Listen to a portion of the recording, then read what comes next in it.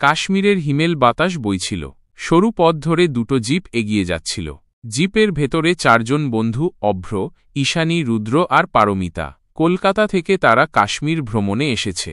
শ্রীনগরের কোলাহল ছেড়ে তারা আজ গুলমার্গের দিকে রওনা হয়েছে।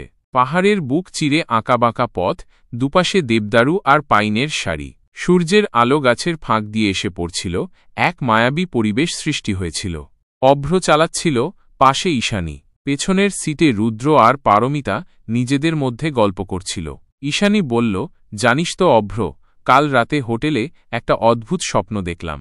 অভ্র হেসে বলল, কি স্বপ্ন? ভূতের? ঠিক ভূত না, ঈশানী একটু দ্বিধাগ্রস্ত হয়ে বলল, যেন কেউ ফিসফিস করে আমার নাম ধরে ডাকছে, আর চারপাশটা কেমন যেন অন্ধকার আর ঠান্ডা হয়ে আসছিল। রুদ্র হেসে বলল, ধুর বাবা, ওসব ঘুমের ঘোরে হয়। কাশ্মীর এসে ভূতের ভয় পেলে চলবে? পারমিতা যোগ করল, হ্যাঁ ঈশানী, তুমি বরং এখানকার প্রাকৃতিক সৌন্দর্যের কথা ভাবো। দেখ, চারপাশটা কত সুন্দর। তাদের জিপ গুলমার্গের কাছাকাছি একটা ছোট জনপদের কাছে এসে থামল। জনপদটি বেশ নির্জন, কয়েকটা কাঠের বাড়ি আর ছোট ছোট দোকানপাট দেখা যাচ্ছিল। তারা দুপুরে এখানেই খাওয়ার জন্য নেমেছিল। একটা দোকানে ঢুকে তারা গরম গরম রুটি আর সবজির অর্ডার দিল। দোকানের বৃদ্ধ মালিক তাদের দিকে তাকিয়ে একটু অন্যরকমভাবে হাসলেন। ভাঙা গলায় বললেন, আপনারা কি আরও ভেতরে যাবেন? অভ্র বলল, হ্যাঁ, আমরা গুলমার্গের দিকে যাচ্ছি।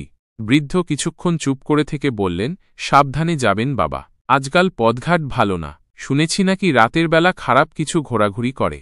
ঈশানী ভয়ে ঈষৎ কেঁপে উঠল। অভ্র হেসে উড়িয়ে দিয়ে বলল, আরে আঙ্কেল, ওসব বুড়োদের কথা, আমরা ঠিক পৌঁছে যাব। খাওয়া দাওয়া শেষ করে তারা আবার রওনা হল। গুলমার্গে পৌঁছে তারা একটা হোটেলে ঘর নিল। দিনের বেলাটা বেশ আনন্দেই কাটল। তারা গন্ডোলা রাইডে চড়ে পাহাড়ের চূড়ায় গেল, চারপাশের বরফে ঢাকা দৃশ্য দেখে মুগ্ধ হল। কিন্তু সন্ধ্যা নামার সঙ্গে সঙ্গেই ঈশানীর সেই ভয়ের অনুভূতিটা আবার ফিরে আসতে শুরু করল। হোটেলের বাইরে কেমন যেন একটা চাপা অস্বস্তিকর নীরবতা বিরাজ করছিল। রাতের খাবার সেরে তারা যখন ঘরে ফিরে এল, তখন ঈশানীর মনে হচ্ছিল যেন কেউ তাদের দরজার বাইরে ঘোরাঘুরি করছে। আমার মনে হচ্ছে বাইরে কেউ আছে, ঈশানী ফিসফিস করে বলল।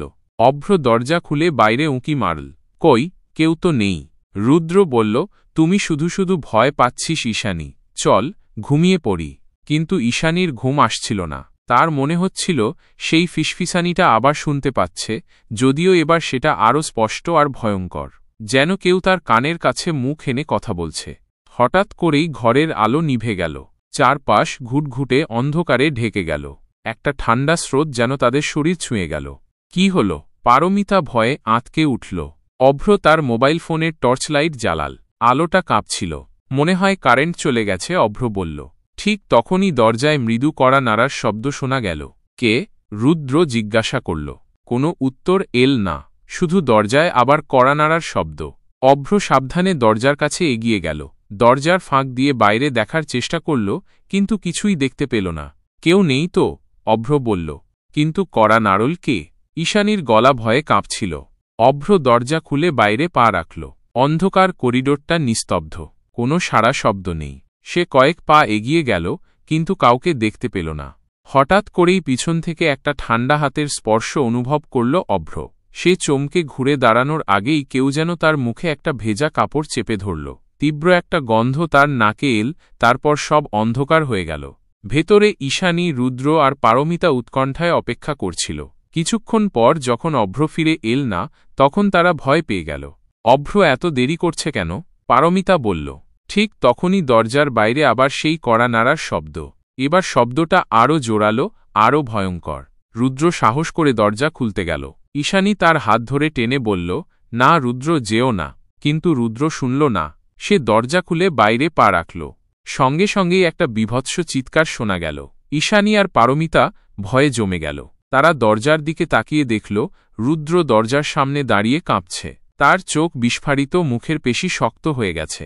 তার পিছনে আবছা অন্ধকারে একটা লম্বা, কালো ছায়া দেখা যাচ্ছিল। ছায়াটা ধীরে ধীরে রুদ্রের দিকে ঝুঁকে এল। রুদ্র, কি হয়েছে? ঈশানী চিৎকার করে বলল। রুদ্র কোনো কথা বলল না। তার শরীরটা যেন কাঠের মতো শক্ত হয়ে গেছে। ছায়াটা আরও কাছে এল, তারপর রুদ্রের শরীরটা যেন শূন্যে ভেসে উঠল।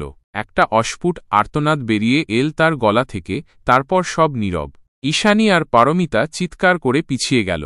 তারা দরজা বন্ধ করে খিল দেওয়ার চেষ্টা করল, কিন্তু তাদের হাত কাঁপছিল। দরজায় এবার ধাক্কা দেওয়ার শব্দ শুরু হল। কেউ যেন বাইরে থেকে দরজা ভাঙার চেষ্টা করছে। কাঠের দরজাটা কেঁপে কেঁপে উঠছিল। আমাদের এখান থেকে পালাতে হবে, পারমিতা কাঁদতে কাঁদতে বলল। ঈশানীও ভয়ে পাথর হয়ে গিয়েছিল। তার মনে পড়ছিল সেই বৃদ্ধের কথা, রাতের বেলা খারাপ কিছু ঘোরাঘুরি করে। তারা ঘরের পেছনের দিকের জানালাটা খোলার চেষ্টা করল। জানালাটা পুরনো, মরচে ধরে যাওয়ায় খুলতে অসুবিধা হচ্ছিল। কোনো মতে তারা সেটা সামান্য ফাঁক করতে পারল।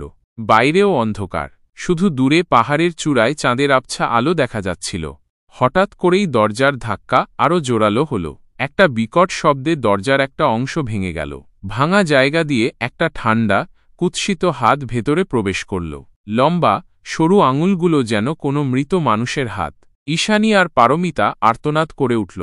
তারা দুজনে একসাথে জানালার ফাঁক দিয়ে বাইরে ঝাঁপ দিল। ঠান্ডা বরফের উপর পড়ায় তাদের শরীরে তীব্র যন্ত্রণা হল, কিন্তু তারা থামল না। তারা দৌড়াতে শুরু করল, যেদিকে খুশি, শুধু ওই ভয়ঙ্কর হোটেলের কাছ থেকে দূরে যেতে চাইছিল। তাদের পিছনে যেন কোনো অশরীরী শক্তি তাড়া করছিল। তারা ঘন ঘন পিছন ফিরে তাকাচ্ছিল, কিন্তু অন্ধকারে কিছুই দেখতে পাচ্ছিল না। শুধু তাদের নিজেদের হাঁপানোর শব্দ আর রাতের হিমেল বাতাসের শোঁ শোঁ আওয়াজ শুনতে পাচ্ছিল। কিছুদূর দৌড়ানোর পর তারা একটা পুরনো, পরিত্যক্ত বাড়ির মতো দেখতে পেল। ভাবল, রাতের জন্য এটাই হয়তো একটু আশ্রয় হতে পারে। দরজাটা ভাঙা ছিল। ভেতরে ঢুকেই তারা একটা ঠান্ডা, স্যাঁতসেঁতে গন্ধ পেল। ঘরের ভেতরে কিছুই দেখা যাচ্ছিল না। পারমিতা তার মোবাইলের আলো জ্বালাল। ভাঙা আসবাবপত্র, ধুলো আর মাকড়সার জাল চারদিকে ছড়িয়েছিল। এখানে থাকাটা কি ঠিক হবে? ঈশানী ভয়ে ভয়ে বলল। আর কোনো উপায় নেই, পারমিতা বলল। অন্তত রাতের জন্য তো কোথাও আশ্রয় নিতে হবে। তারা দুজনে একটা কোণে জড়সড় হয়ে বসল। ক্লান্তিতে তাদের শরীর ভেঙে যাচ্ছিল, কিন্তু চোখের পাতা এক করতে সাহস পাচ্ছিল না। হঠাৎ করেই বাইরে কিসের যেন খসখস শব্দ শোনা গেল। তারপর সেই ফিসফিসানিটা, ঈশানী। ঈশানী। ঈশানীর রক্ত হিম হয়ে গেল। এই সেই একই ফিসফিসানি যা সে স্বপ্নে শুনেছিল।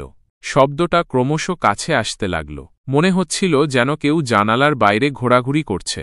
পারমিতা ঈশানীর হাত শক্ত করে ধরল। দুজনেই ভয়ে কাঁপছিল। জানালার ফাঁক দিয়ে একটা আবছা মুখ দেখা গেল। লম্বা চুল, ফ্যাকাশে চামড়া আর দুটো জ্বলন্ত লাল চোখ। মুখটা ধীরে ধীরে হাসল, সেই হাসিটা যেন মৃত্যুর শীতল পরোয়ানা। ঈশানী আর পারমিতা চিৎকার করারও সাহস পেল না। তাদের শরীর অবশ হয়ে গেল। মুখটা জানালার কাঁচের ওপর ঠোঁট রাখল, যেন কিছু বলতে চাইছে। ফিসফিসানির শব্দটা আরও তীব্র হল, তোরা পালাতে পারবি না। ঠিক তখনই বাইরে একটা তীব্র আলো পড়ল। একটা জিপ তাদের পরিত্যক্ত বাড়ির সামনে এসে থামল। জিপ থেকে কয়েকজন পুলিশ অফিসার আর স্থানীয় লোক নামল। তাদের মধ্যে সেই বৃদ্ধ দোকানদারও ছিলেন। তিনি এগিয়ে এসে বললেন, আপনারা এখানে? আমি জানতাম খারাপ কিছু হবে। পুলিশ অফিসাররা টর্চলাইট জ্বালিয়ে বাড়ির ভেতরে ঢুকলেন। ঈশানী আর পারমিতাকে উদ্ধার করলেন। তারা তখনও ভয়ে কাঁপছিল, কথা বলার মতো অবস্থায় ছিল না। বৃদ্ধ দোকানদার তাদের গরম চা দিলেন। ধীরে ধীরে তাদের ভয় কিছুটা কমল। ঈশানী কাঁদতে কাঁদতে কাল রাতের ঘটনা আর অভ্র ও রুদ্রের কথা বলল। পুলিশ অফিসাররা গুলমার্গের হোটেলে গিয়ে তদন্ত করলেন, কিন্তু অভ্র আর রুদ্রের কোনো খোঁজ পাওয়া গেল না।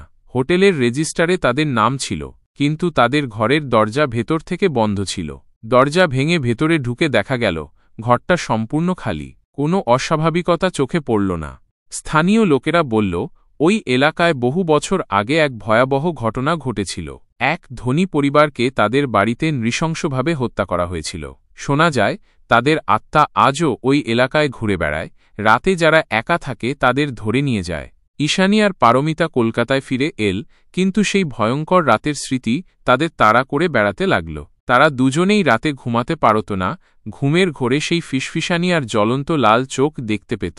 কাশ্মীরের সেই সুন্দর স্মৃতি তাদের কাছে এক দুঃস্বপ্নে পরিণত হয়েছিল।